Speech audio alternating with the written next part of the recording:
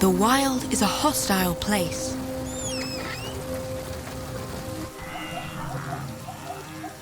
Out there in nature, animals live immersed in constant danger.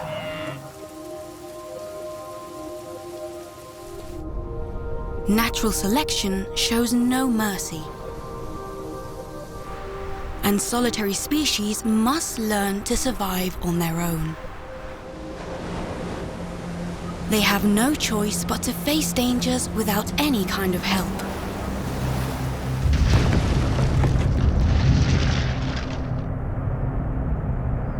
This sometimes leads them to have to fight amongst each other.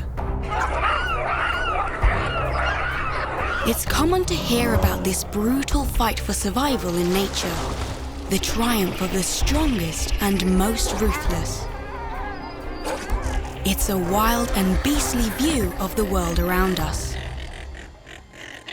However, some branches of the Tree of Life found an alternative strategy. Gradually, organisms emerged that opted for mutual understanding to face adversities together.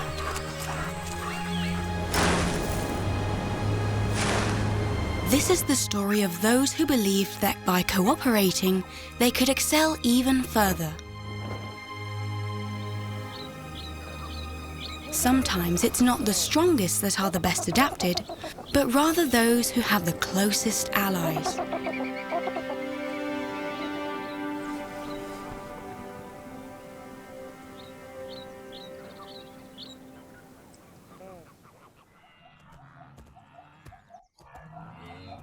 Africa, specifically the Kenyan savannah. It's late summer, a time when herbivores of several species migrate southward. The lack of rain has dried up the grasslands of Masai Mara, and thousands of animals are forced to move in search of water and food.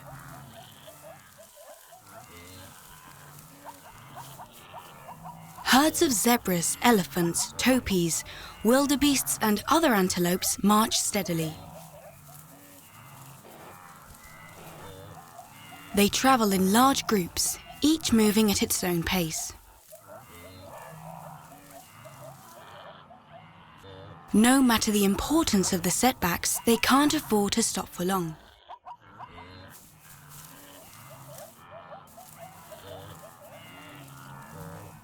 The herds continue forward without waiting for anyone, as it's well known that falling behind carries certain risks.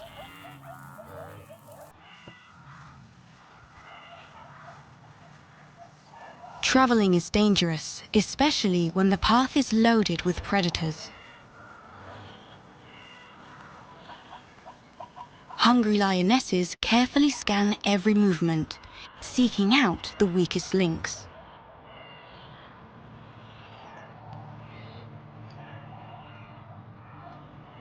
And they begin to approach, causing confusion.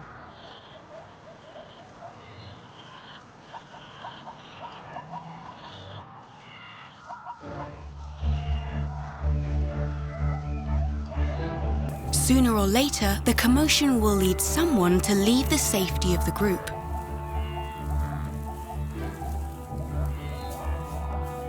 Divide and conquer.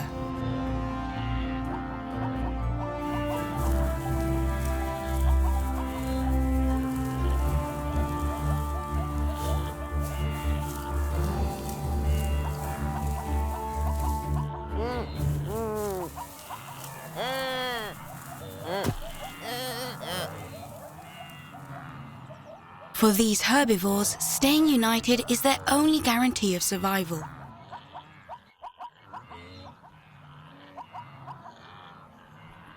No matter what happens, they must keep moving forward.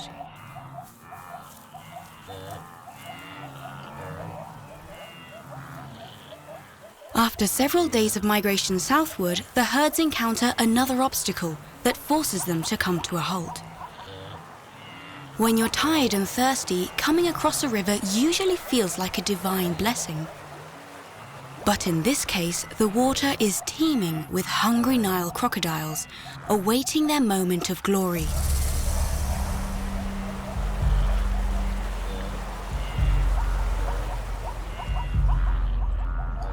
If they want to continue on their journey to the lush green plains of the Serengeti, they have no choice but to cross it. But who will be the first brave soul to leave the safety of the group and risk their own life?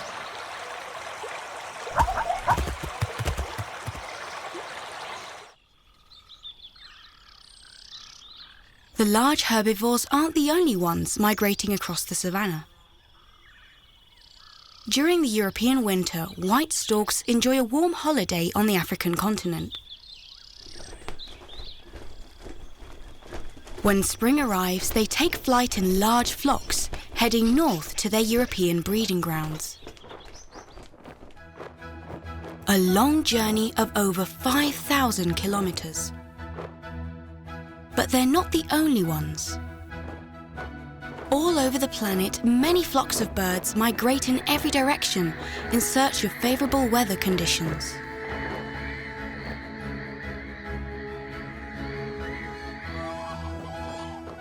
Flying in formation reduces air resistance, allowing them to save energy and travel further with less effort.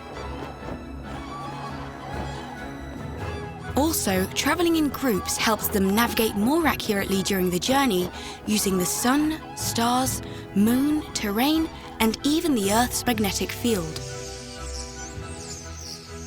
The benefits are compounded. This way, flocks of starlings, storks, geese, seagulls, swallows, cranes, and flamingos, among many others, arrive at their destination year after year. The journey of the storks to the Iberian Peninsula usually takes about 3 weeks. After crossing the Strait of Gibraltar, they spread out across the European continent in search of the same place where they nested the previous year.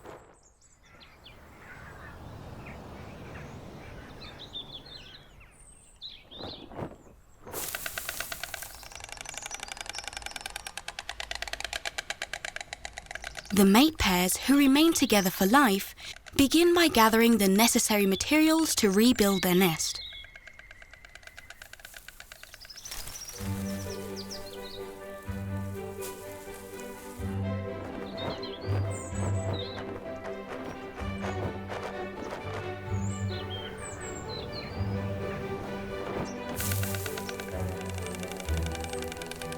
As we can see, storks never stop collaborating. They often build their nests close to one another in order to live in the safety of the neighborhood. Sometimes even neighbors of other species join them, like egrets and sparrows, who have no qualms about occupying the floor below them.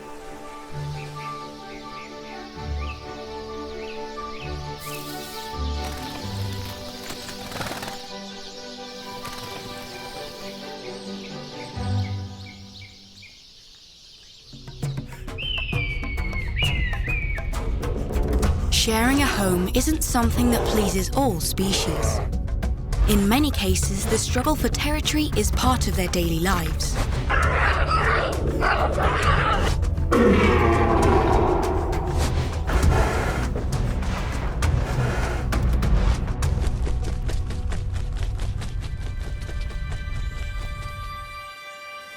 But to meet the champion species when it comes to cohabiting, we must fly to the island of Madagascar. You could say that rather than neighborhoods, Sakalava weavers have the skill to weave palaces.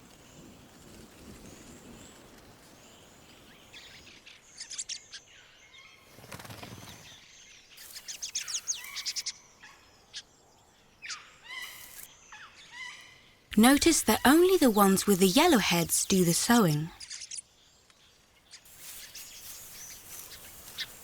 Exactly.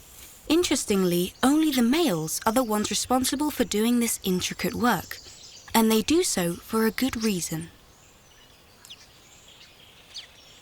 to attract females.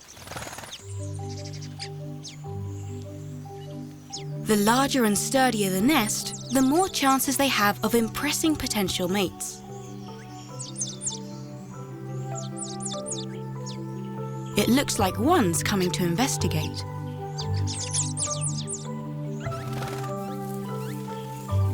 Not this one, it's too frayed.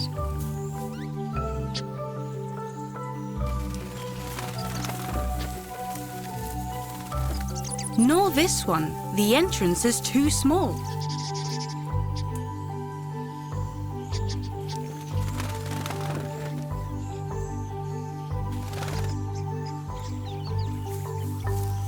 This one here is perfect. Like storks, male and female sakalava weavers also work together to feed and protect their chicks. And they take turns in watching the nest too. Living in society allows these weaver birds to be more effective in defending their territory from unwanted visitors. Such as, for example, intruding males or even predators.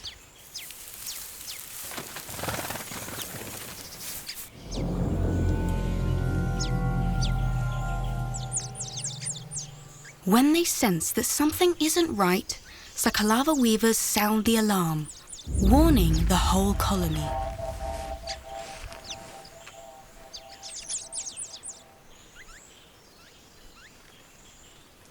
If the Madagascar ground boa decides to climb up, they'll have no choice but to abandon the nest.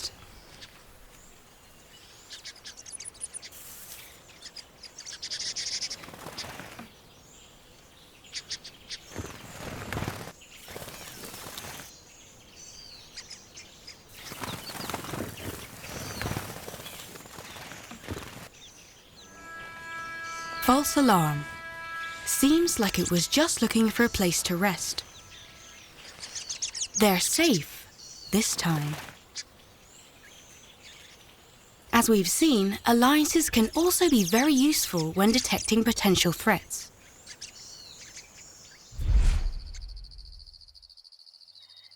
If there's any animal specialized in doing that, it would be the meerkats. Found in arid regions of southern Africa, like the Kalahari Desert, these meerkats live in mobs of up to 30 individuals.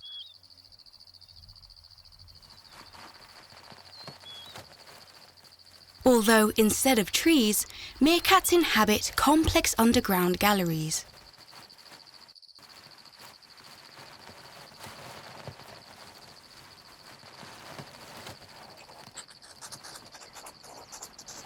At dawn, their favorite activity is getting their breakfast.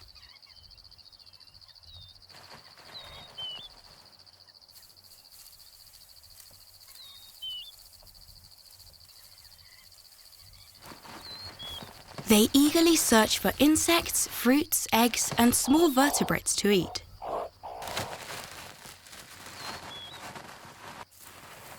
While foraging, they are so immersed that they hardly lift their eyes from the ground.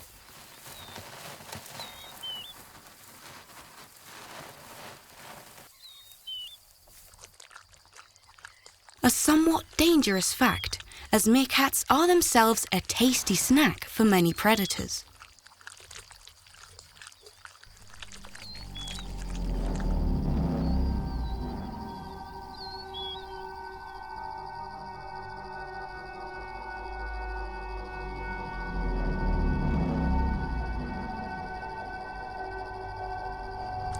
Fortunately for them, natural selection has fostered altruistic behavior in this species. Meerkats have organized themselves and created the role of the sentinel. This hero's job is to tirelessly watch over the group's safety.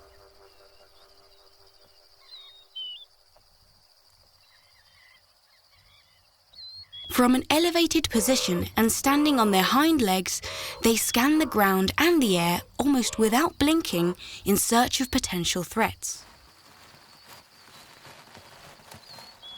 Unfortunately, their patience doesn't usually last.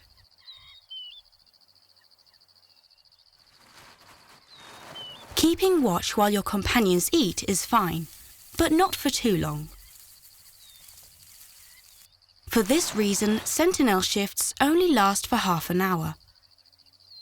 When one leaves their post, another takes their place quickly.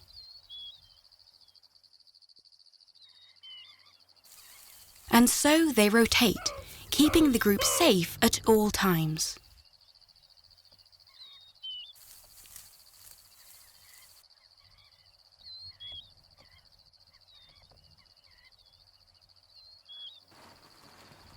Well, this one didn't last long. Wait, isn't that a jackal skulking over there?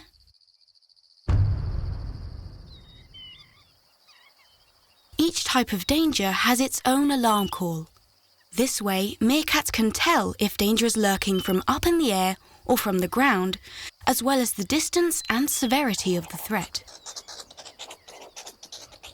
This alarm call could mean, "Watch out! A black-backed jackal is approaching and it looks hungry."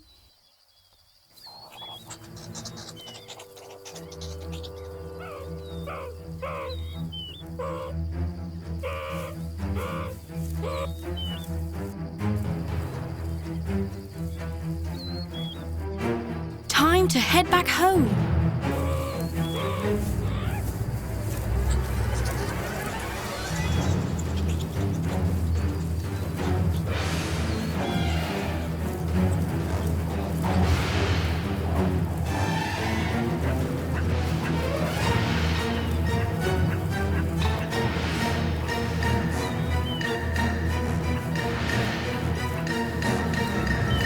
Their alliance, in this case, saves lives. Hunting alone can be far less effective, and often the jackal has to slink away with its tail between its legs.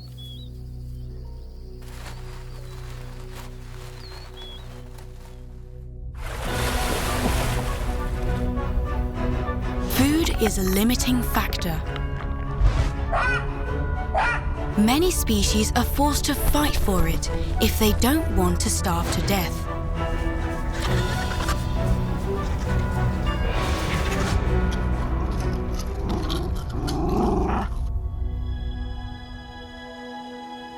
However, there are other animals that do quite the opposite.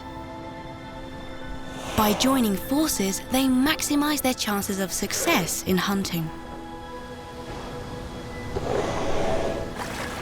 Orcas hold a privileged position in the ranking of highly organized animals. They are large cetaceans specialized in capturing all kinds of prey using techniques that are as varied as they are complex.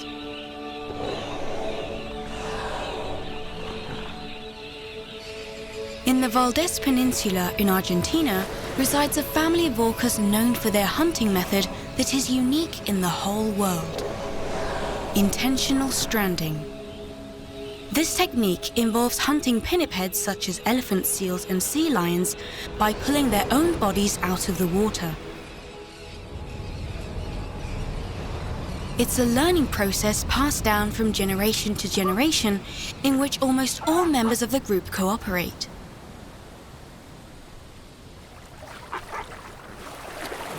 However, this technique, as surprising as it is dangerous, poses the risk of them getting stranded on the shore. Although, if this happens, the pod comes to the rescue of the stranded one, pushing it back into safe harbor.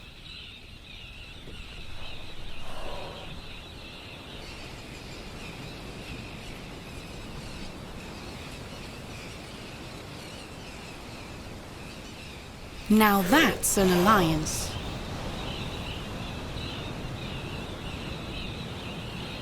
No wonder they're known as the wolves of the sea.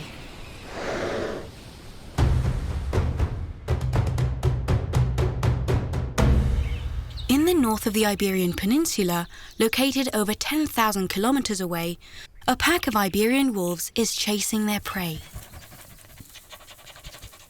Like orcas, wolves also coordinate for hunting. Although they usually use the divide and conquer technique. The larger and stronger wolves select the target prey and the other members join the hunt.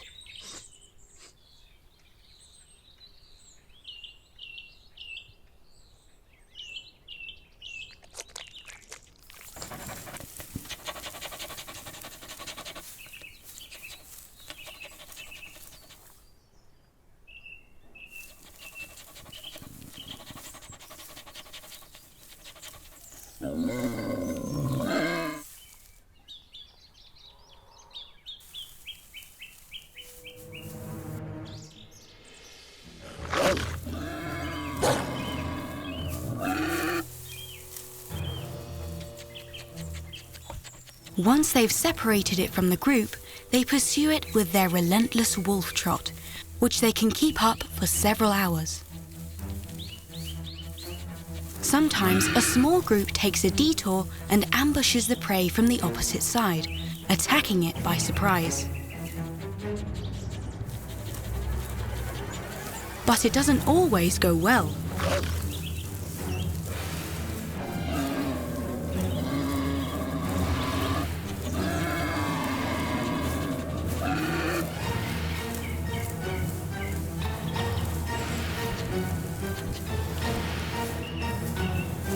When the wild boar gets tired, it tries to seek refuge, sealing its fate.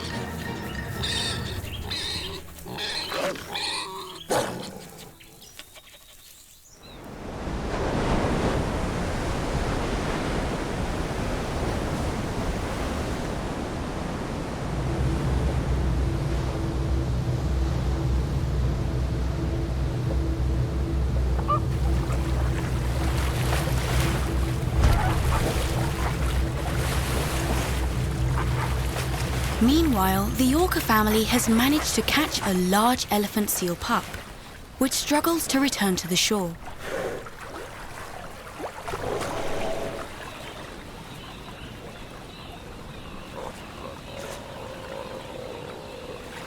Interestingly, instead of eating it, the pod begins to play with it.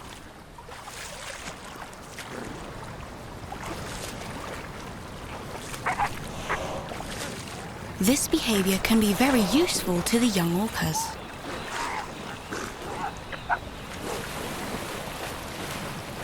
Facing their prey for the first time under controlled conditions and in the company of their pod is undoubtedly a great learning experience. It's been shown that play not only helps the young ones, but the whole pod benefits. Having fun together helps strengthen the bonds between family members.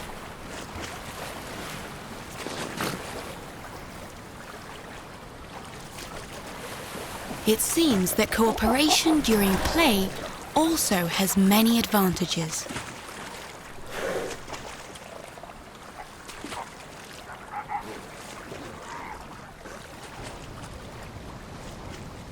In nature, games come in many forms, but none are as compromising as the games of love. Getting the attention of a potential mate is not easy at all, so many species choose to eliminate their competitors.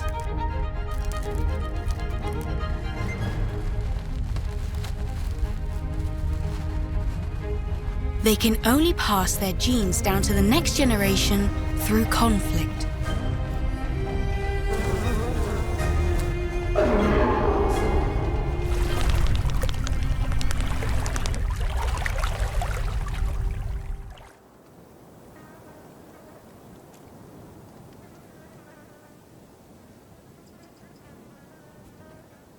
But falling in love doesn't always require competing. Rather, the opposite. In the most remote parts of the Chilean Andes, the melting of ice at the summits doesn't quite reach the coast, but instead forms extensive brackish water lakes, creating the perfect habitat for the endangered Andean flamingos. These birds spend countless hours sifting through the mud for food, each of them at their own pace. In this secluded haven, oblivious to the passage of time, tranquility reigns.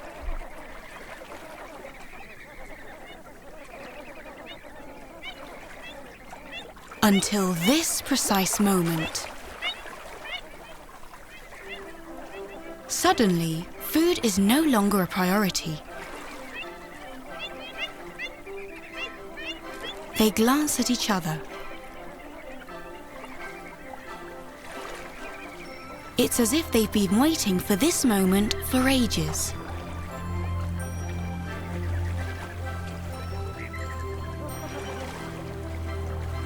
The time has come for the dance.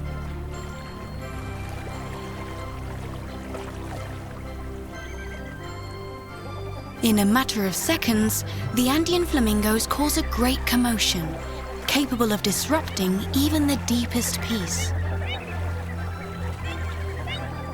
However, don't be fooled, as this apparent chaos actually implies perfect synchrony, worthy of the finest ballet agencies.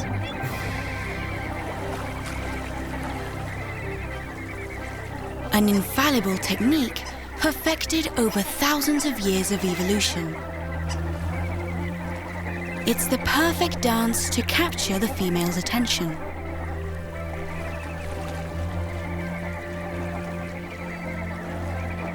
Gradually, the more distracted males join the party too, heightening the spectacle even further.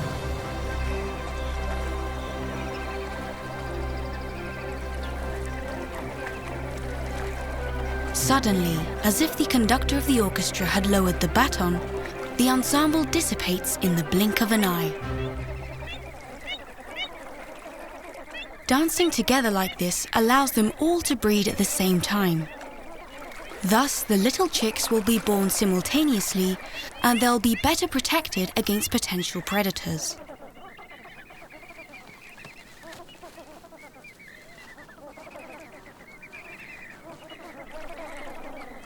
Now it's time to regain strength. In a few months, the chicks will need all of their parents' energy. Raising offspring is a very costly affair,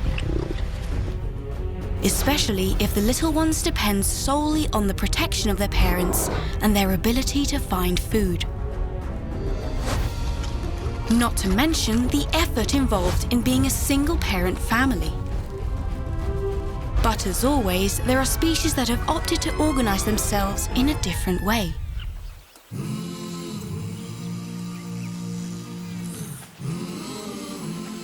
In the Zambian savannah, several animals make a collaborative effort to take care of the young in their community.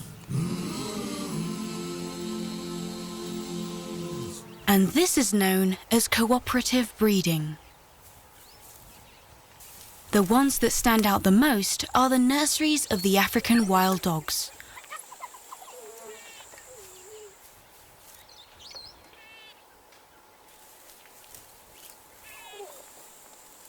In fact, these canines do absolutely everything as a team. From hunting and defending their territory to resting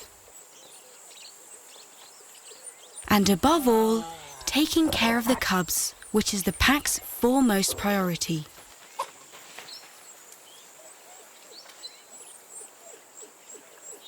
In this community, although there's only one alpha couple that does the breeding, all other members take responsibility for the well-being of the youngest.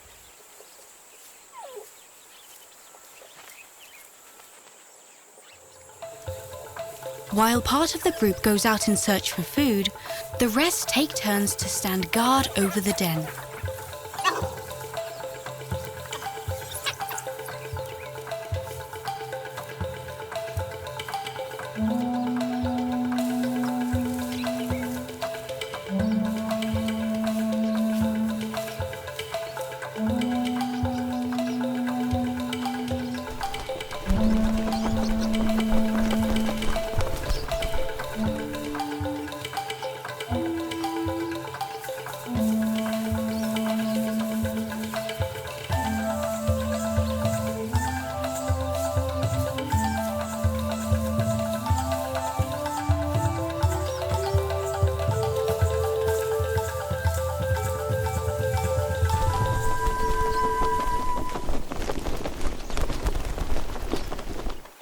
As we can see, alliance is the cornerstone of the lives of African wild dogs.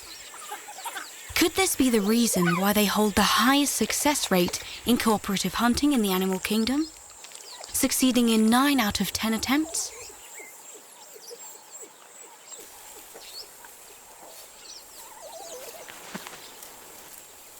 Upon returning from the hunt, the youngest ones are the first to receive food.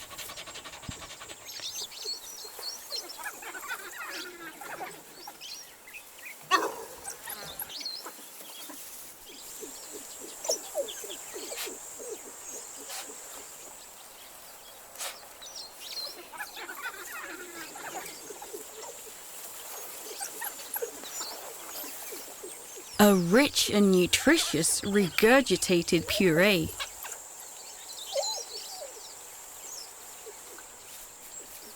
But there's more. The sense of belonging and care for the group is such that when a member falls ill, gets injured or ages, the rest of the pack also takes care of them, slowing down their pace to adapt to everyone's needs.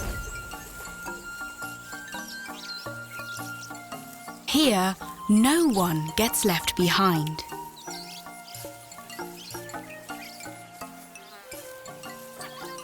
One for all and all for one.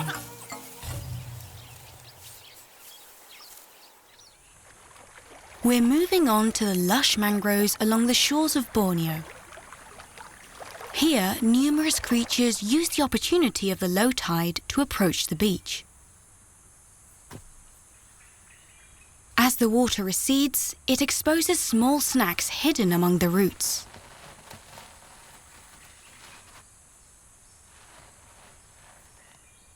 An opportunity that the crab-eating macaques know how to make the most of.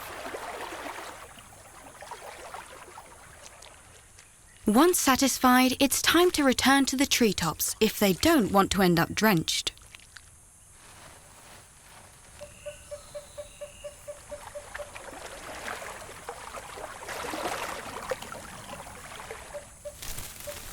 Crab-eating macaques use the hours of high tide for grooming. That is, removing parasites from each other's fur.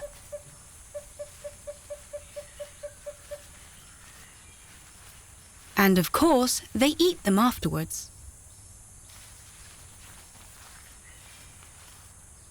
There's always room for dessert. But beyond hygiene, grooming a neighbour is a type of long-term cooperation known as reciprocal altruism. Through this behaviour, the groomer invests their valuable time to benefit the other, with the expectation that they will respond similarly or benefit them in the future.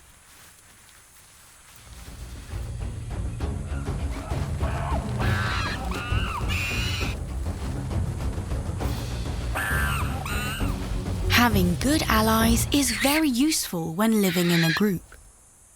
You never know who might come to your aid in a fight. Grooming is so widespread among primates that it now holds a fundamental role in the dynamics and hierarchy of various groups of monkeys and apes. It's incredible how evolution has turned the tables and imbued social significance into the act of ridding each other's bodies of unwanted little creatures. And speaking of insects, those that gather in their thousands. One might think, how can there not be ruthless competition when so many individuals accumulate in the same space? So far, we've only associated alliances with species of high intellect. However, that doesn't mean teamwork doesn't exist in groups that are considered simpler, cognitively speaking. In fact, if we delve a little deeper, we arrive precisely at the pinnacle of mutual support in the world of the miniature. Insects, like most termites, ants and bees, form highly complex societies. Here, each individual acts exclusively for the well-being of the community. Highly organized, they work as if they were cells of one superorganism.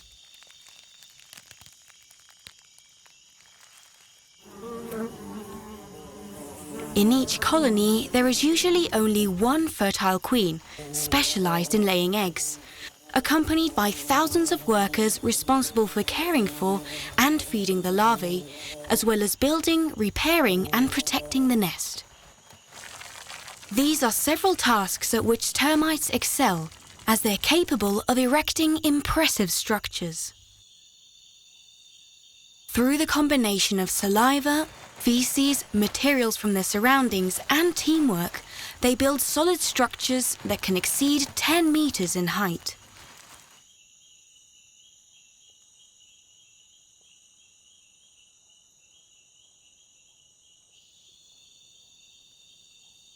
While termite workers stand out for their excellent architectural skills, ants stand out for their ability of tirelessly exploring. They are specialists in locating food outside the nest, communicating the exact location of their find to the rest of the colony, and rushing out in droves to collect it. And they do this thanks to the chemical trails they leave behind, allowing them to form long lines over invisible roads.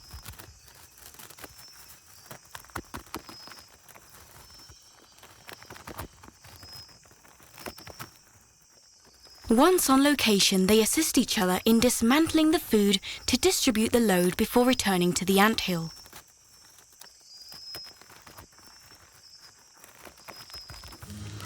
And precisely, hand in hand with the tireless ants, we delve into a new type of alliance, which is also widespread in nature. Is it possible for different species to hold an alliance with each other? Of course, we're talking about mutualistic symbioses, associations in which all parties benefit.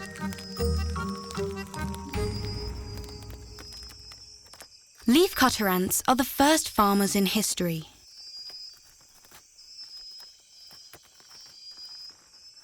These creatures collect plant material to cultivate fungi inside their nests. In return, these fungi feed the colony with their own bodies, the mycelium. But these aren't the only allies of ants. In fact, they also invented animal husbandry long before humans did, but not exactly to our advantage.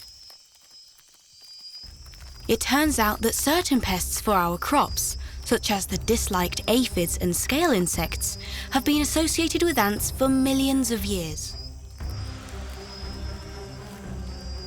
Ants literally herd them from one place to another, helping them spread across the plant. In return, the aphids and scale insects provide them with a precious resource. As a byproduct of digesting plant sap, these hemipterans secrete a super nutritious, sugary liquid for their caretakers, known as honeydew. Ants enjoy it so much that, like good shepherds, they defend them to the death against predators such as fierce ladybirds. If one gets too close for comfort, they don't hesitate to swiftly expel it. Only together can they defend their little sheep from the wolf's attack.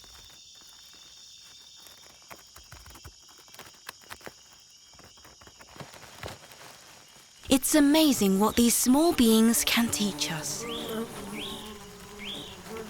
Let's revisit the bees for a moment, because rather than leaving chemical trails, they perform dances to signal the direction and distance of the food source.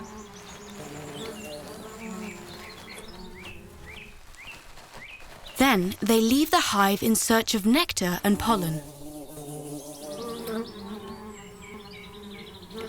When they encounter the target flowers, one of the most relevant forms of cooperation on the planet occurs. Pollination. In this mutualistic symbiosis, bees obtain food in exchange for contributing greatly to the reproduction of thousands of plants, by transferring their pollen from one flower to another.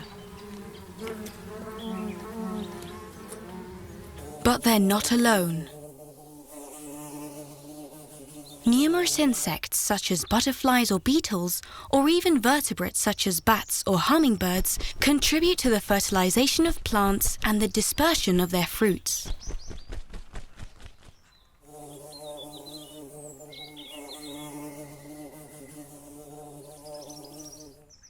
If this type of alliance didn't exist, the world would be a very different place. And indeed, there are unions of organisms that are essential for the life of both. These are extreme symbioses, which require an extreme alliance as well. Covering rocks or hanging from dead branches, we find beings that appear to be from another planet.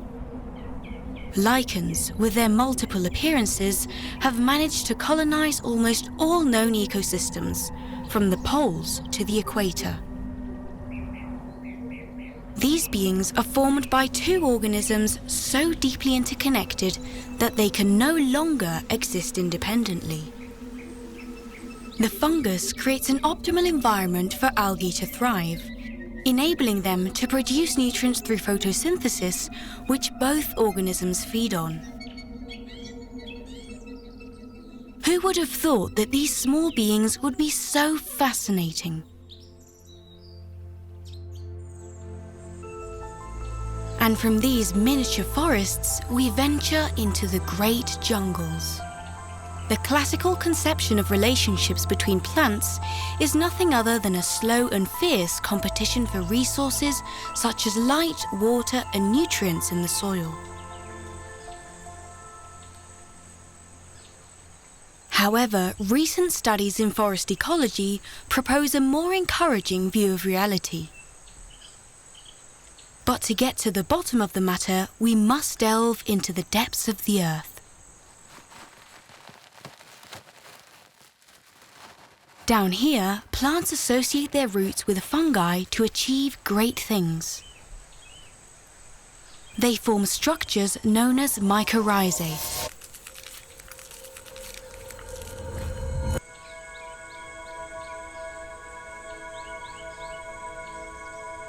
Like a wild internet, mycorrhizae create extensive networks that connect plants to each other, allowing for communication between them and the exchange of nutrients. In other words, allowing for their cooperation. It's no wonder that people are starting to talk about the intelligence of forests.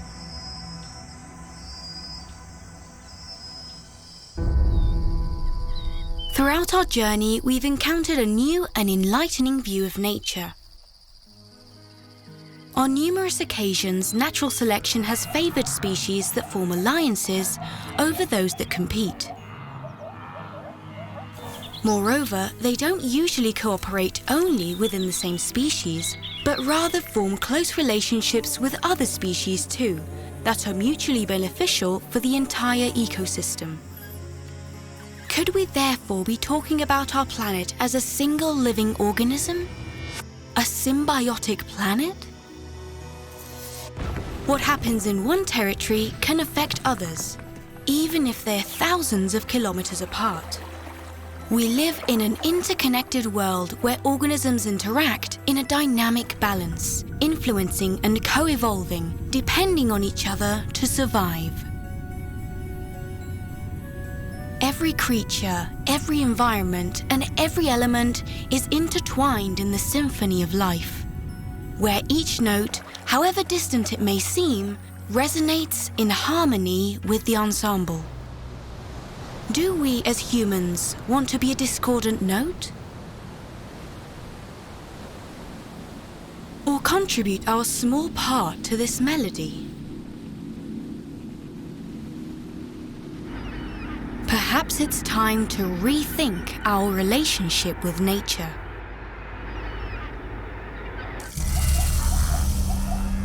There's still one story left to be resolved.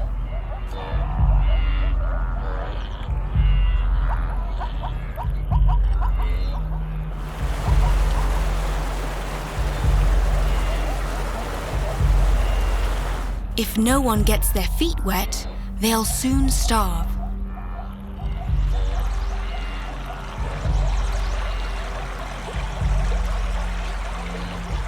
Fortunately, there's always someone who's willing to change things and gathers up the courage.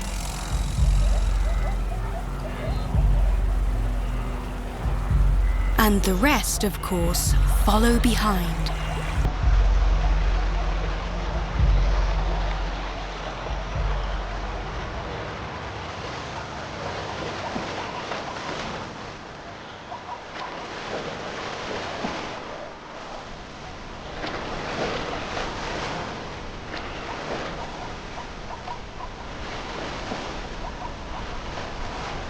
If they had crossed one by one, most of them would have perished.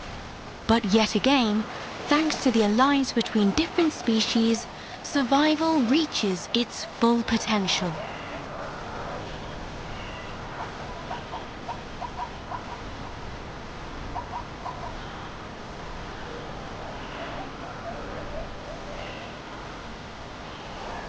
In every corner of the planet, nature shows us that solidarity and mutual support are essential to keep moving forward.